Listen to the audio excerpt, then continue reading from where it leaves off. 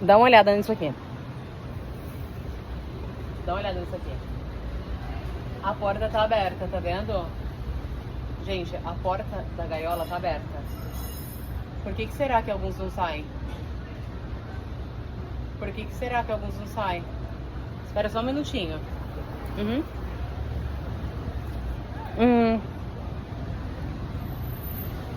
Ai, meu Deus.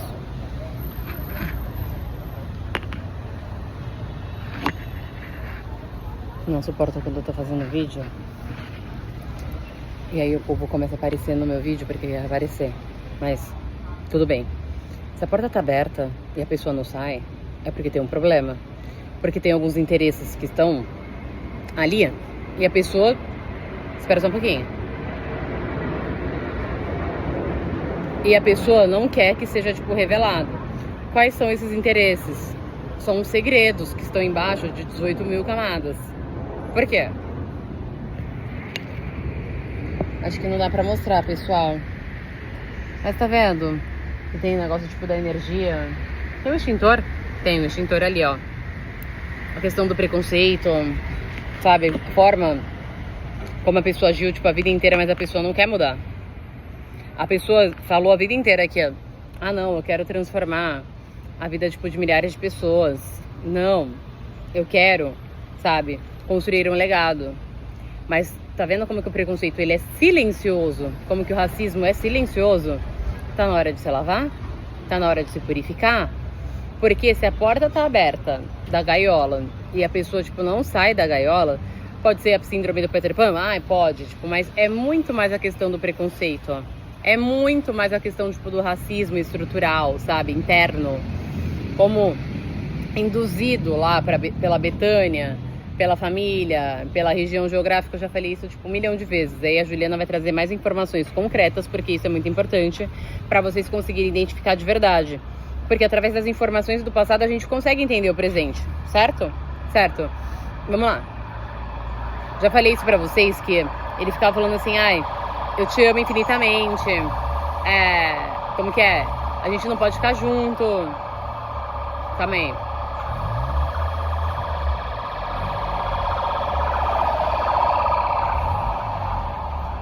Enfim. Caraca.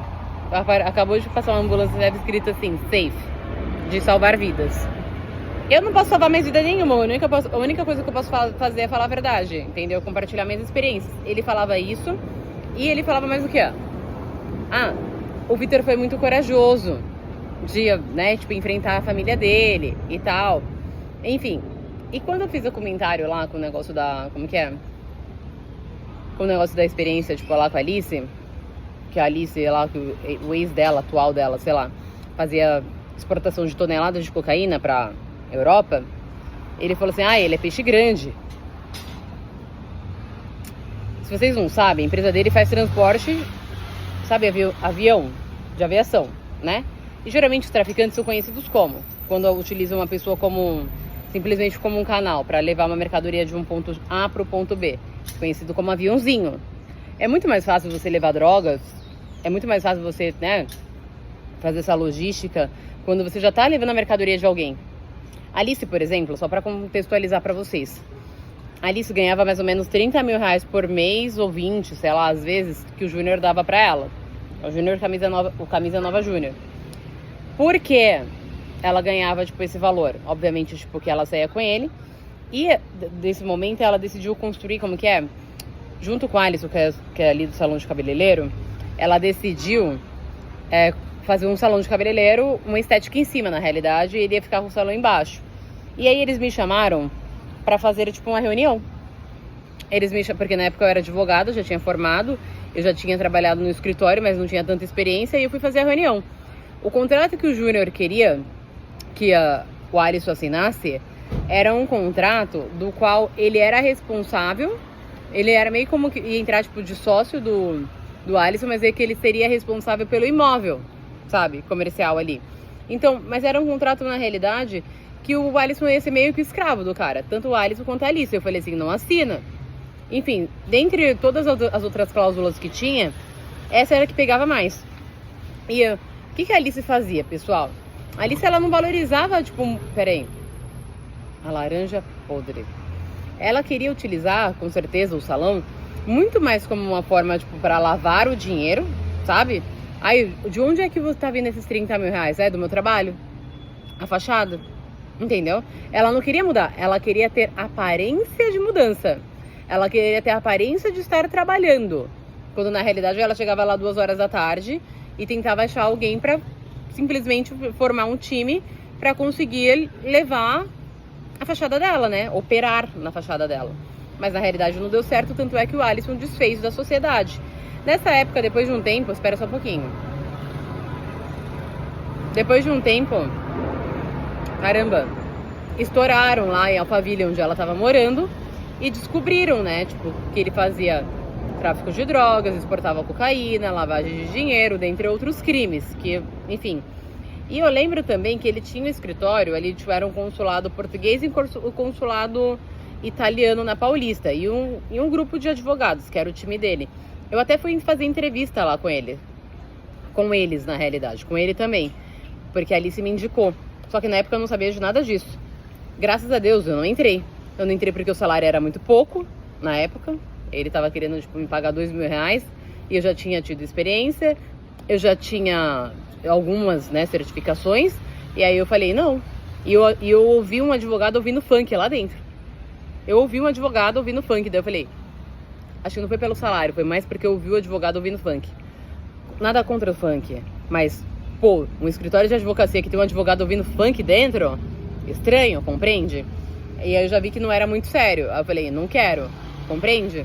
Enfim, quando a Polícia Federal estourou lá em Alphaville, esses advogados foram presos, o escritório fechou, porque estava sendo utilizado muito mais como uma fachada. Então a gente consegue ver que tem esse tipo de comportamento, ele é predominante aqui no Brasil. Que tem vários negócios que são realmente não tô falando que seja aqui, tá? Mas que tem vários negócios que realmente são uma fachada, que eles não querem mudança. Eles não querem mudança. É simplesmente para parecer que tá desempenhando uma função para não falar que não faz nada. Compreende? E pessoas que viveram a vida inteira e não querem essa mudança, obviamente que vai tentar tapar a verdade com toda força, entendeu? Para defender os próprios interesses. Enfim.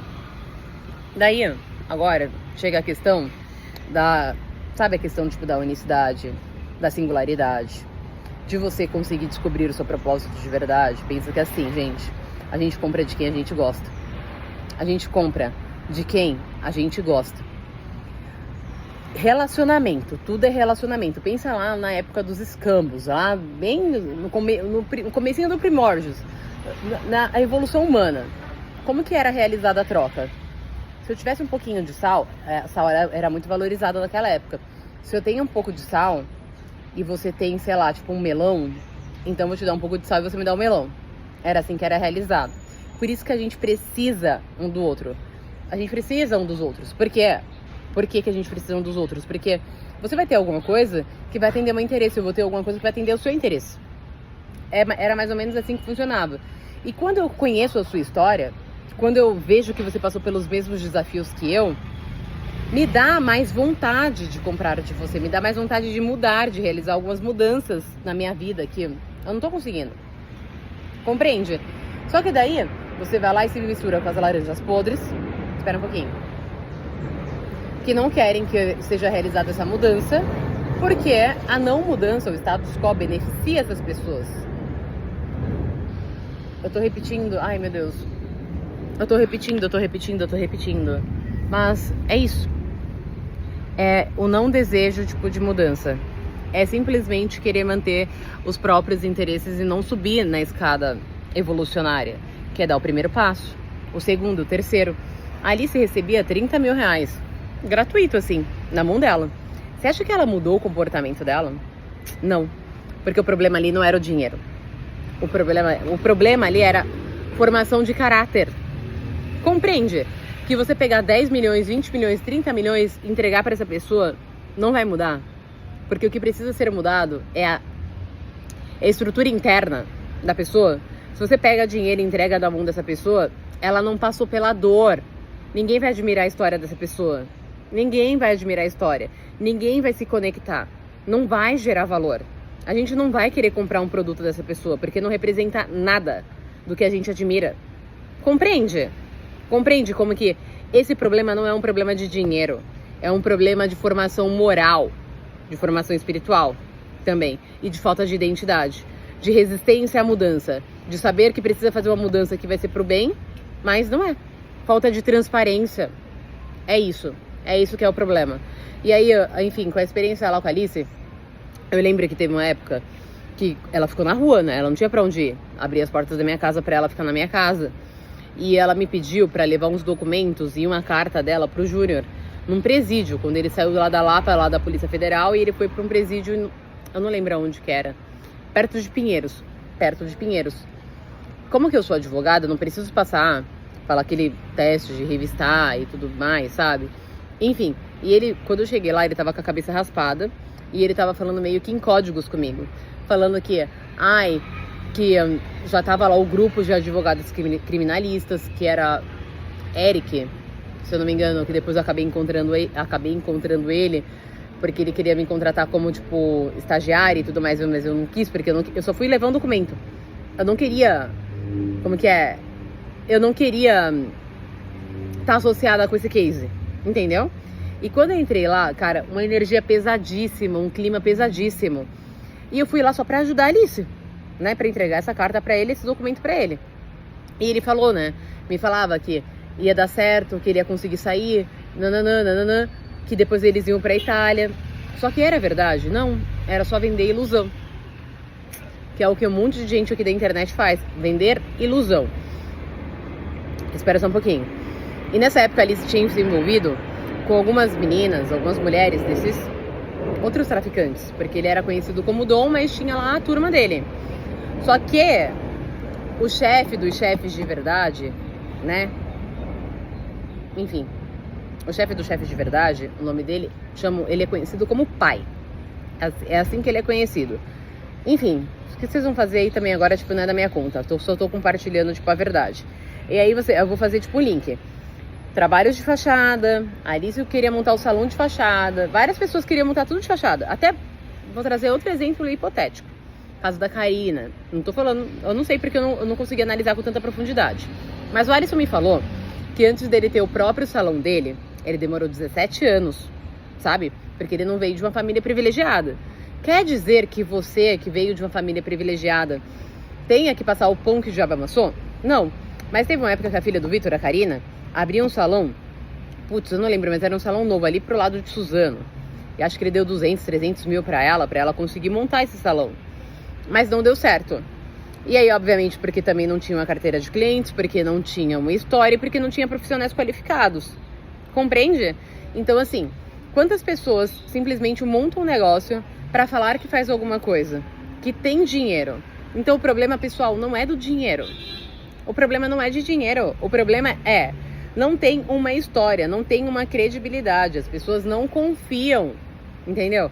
Tem aquela questão de desenvolver a humildade, subir a escada evolucionária com integridade, entendeu? Com transparência. Não tem. Então, se não tem, como é que as pessoas vão ter vontade de comprar de você se elas nem te conhecem, não conhecem a tua história? Não sabe os desafios que você enfrentou? Não sabe se pode confiar em você ou não? Analisa a história do Ícaro de Carvalho. Lá com o negócio do marketing digital, que ele ficou fazendo um vídeo falando que ele é coerente, que ele é não sei o que, dando conselhos lá pro Bonitinho e morrendo de inveja do Bonitinho. Analisa a história do cara.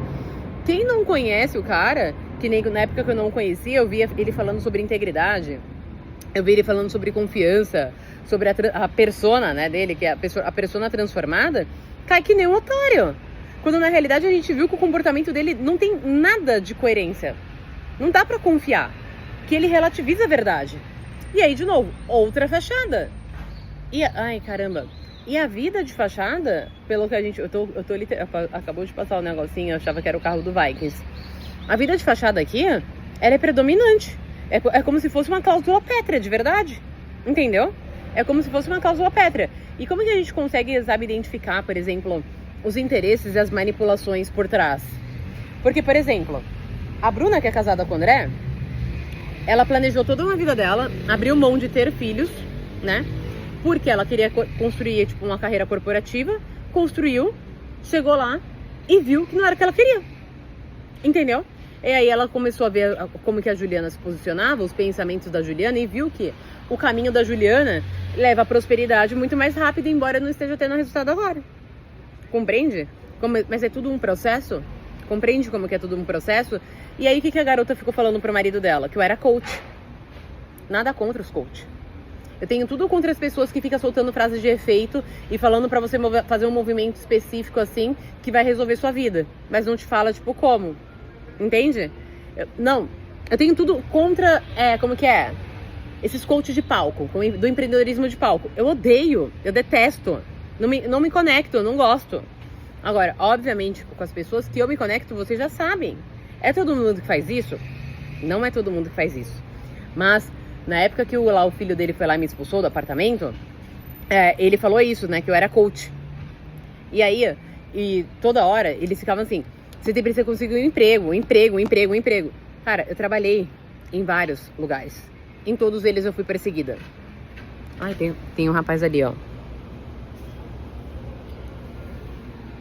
Em todos eles eu fui perseguida, porque essas pessoas falavam que queriam me desenvolver, mas não queriam me desenvolver. Então, como que a Juliana tem que fazer agora? Eu tenho que ter o meu negócio. Através da minha história, as pessoas vão se conectar. Entendeu? Através da minha mentoria, porque eu já descobri o meu propósito, já tenho as minhas experiências. Todo mundo tem. Agora, você vai esperar, sei lá, você chegar a ser um mendigo. Pra você conseguir saber, as mudanças que você tem que realizar. Cara, é isso aqui, ó. Transparência. Enfrentar o que você precisa enfrentar. Eu saí da minha casa, lá da casa do... literalmente, eu vi o copo agora. Eu saí da casa do Vitor, eu tava com 29, eu ia fazer 30 anos. E na época eu tava muito feliz porque eu tava mudando de casa. Quando eu fui pra Antônio de Macedo Soares, eu juro, eu lavei o chão daquela casa. De tanto chorar na primeira noite. Porque meu corpo clamava por mudança. Eu tinha uma vida confortável, mas eu era infeliz. Meu corpo clamava por mudança. E eu prometi pra Papai do Céu que eu ia compartilhar toda a verdade. Independente de quem vai prejudicar. Independente dos interesses de... Cara, eu prometi, eu tô cumprindo. Entendeu? Eu prometi, eu tô cumprindo. E aí, obviamente, de novo, pessoal, quantas pessoas são resistentes à mudança? Porque elas estão numa vida de conforto. Por quê?